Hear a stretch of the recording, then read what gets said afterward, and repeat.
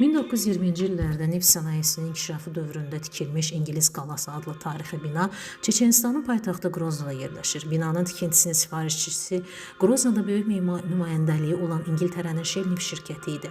Bina gotika memarlıq üslubunda tikilmişdir. Uzun illər burada neft sahəsi üzrə elmi tədqiqat institutları və laboratoriyalar fəaliyyət göstərmişdir.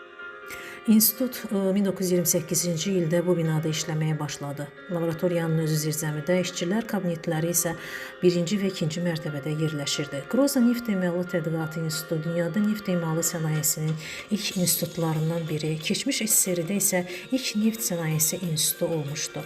1990-cı illərdə Çeçenistanda baş verən müharibələr zamanı bina ciddi zərər görmüş, divarlarının və otaqlarının bir hissəsi dağıdılmışdı.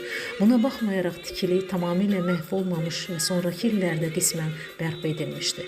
İnsan hüquqları təşkilatları təxminən 40-50 min mülki Çeçen əhalisinin burada öldüyünü qeyd edirdi.